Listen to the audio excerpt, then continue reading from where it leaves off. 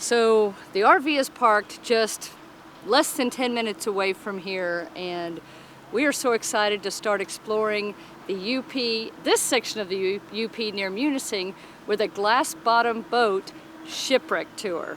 So this is super exciting. They have free parking here. They say they have RV parking. I don't really see big enough space for that, but good car parking. Let's go see what it's all about. There's a family-owned business too, so we always love that.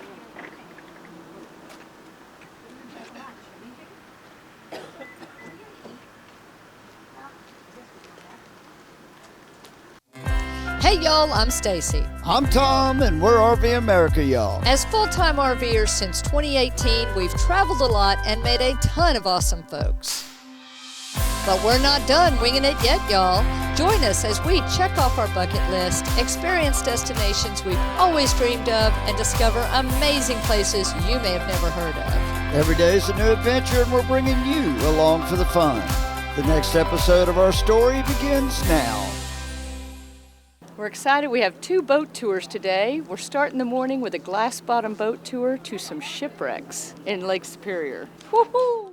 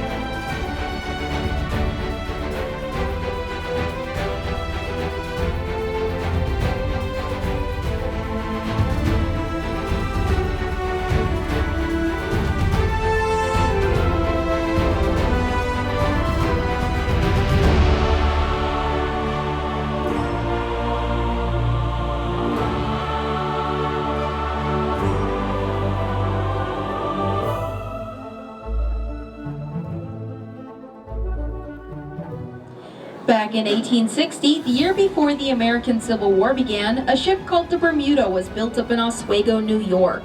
She sailed the Great Lakes until November of 1870, when she was traveling north of Munising Bay, taking on water as she was overloaded.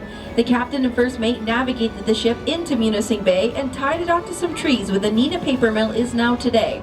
The captain and first mate had went up to a logging camp up the Wetmore Hill to telegraph in their location and to get some supplies to help repair the vessel. The next morning when they came back, the ship was gone. It had pulled away from the shoreline, taking the trees it was tied to right by the roots and sinking in over 100 feet of water. The 3 crew members that were left on board to pump out the ship unfortunately did go down with the vessel. It is surmised that they had fallen asleep in the middle of the night. Now, their bodies aren't down there today. They were recovered a few days after the accident and were buried on a small historical cemetery on Grand Island. 14 years went by, and a Canadian salvage company decided that they wanted the high-grade iron ore that was left in the hold of the Bermuda. So here's what they did. They took canvas straps and steam hoist and lifted the entire shipwreck off of the bottom of Munising Bay, drug it through the West Channel, and then into Maurice Bay, where we're at right now.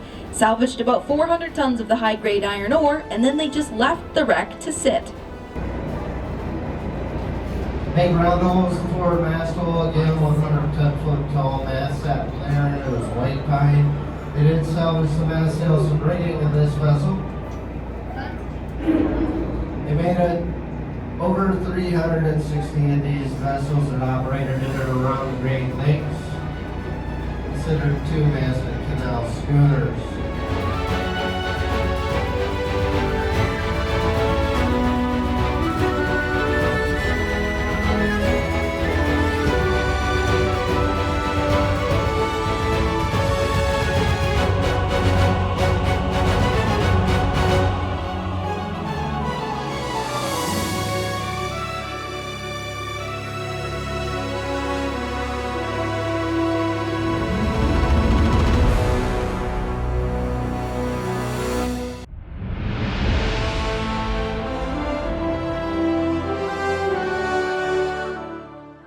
We are making our first approach to the Grand Island East Channel Lighthouse. Before we get there, we'd like to point out some of these cabins on this shoreline. These are part of the 40 acres of privately owned land still left on the island.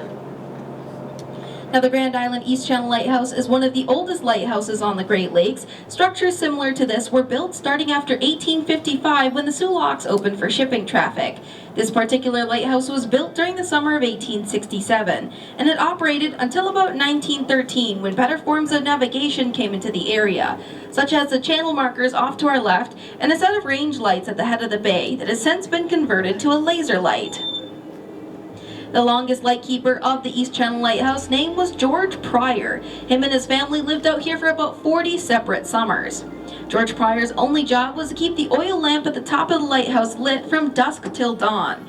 For this, he was compensated $400 a year plus benefits. The benefits were 4 quarts of firewood chopped and delivered to his front door for free once a year, and a cow.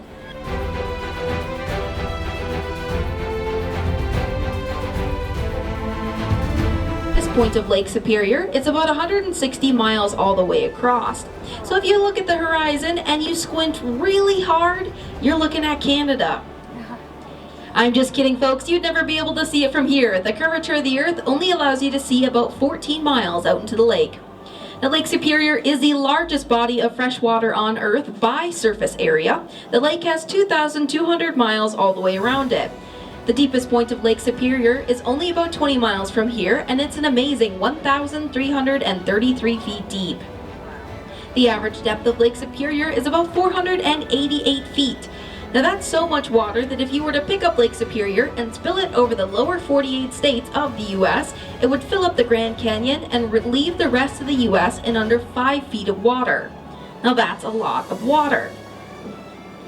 There are over 6,000 shipwrecks in the Great Lakes, with almost half of them, at 2,500, being in Lake Superior alone.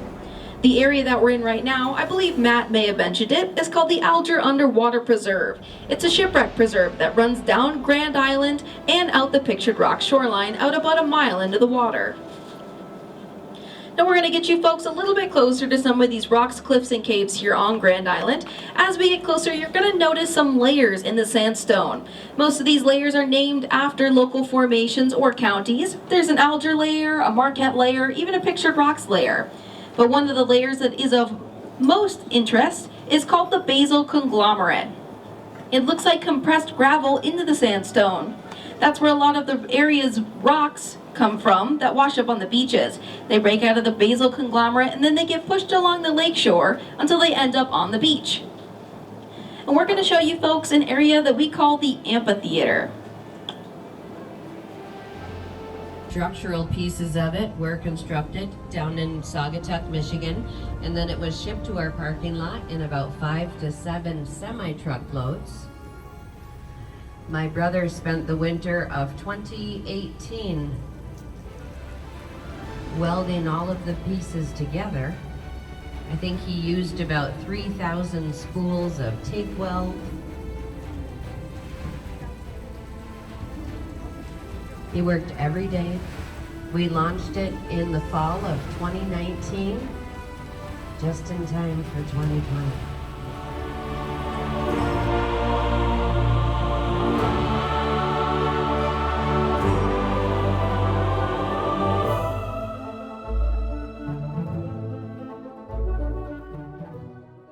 On November 23, 1926, the steamship Herman H. Hetler was traveling north of Munising Bay when she had ran into a blinding snowstorm.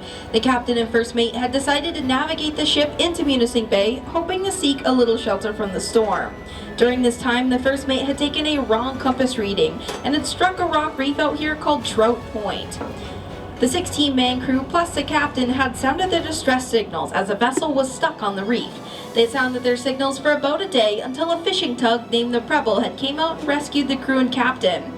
The wreck site sat out here for another 3 years until 1929 when the U.S. Coast Guard and U.S. Army Corps of Engineers had deemed it a navigational hazard.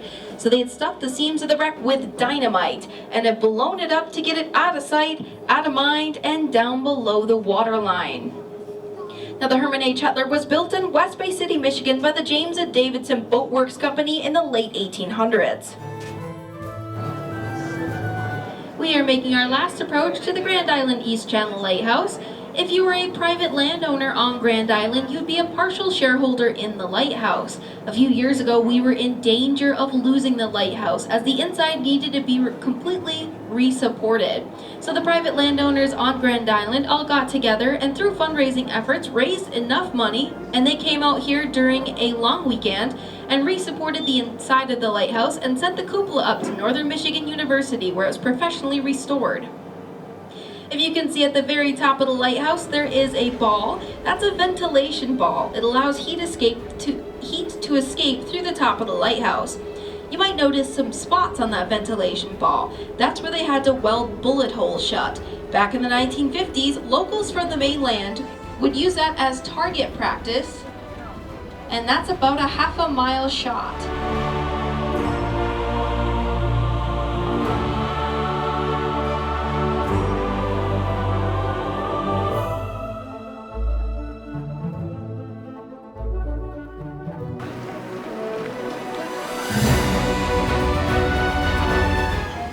Wow, shipwreck boat tours here in Munising, Michigan, Lake Superior shipwrecks, amazing. And by the way guys, we're on the largest glass bottom boat I think that's ever been built. So fantastic, definite must do.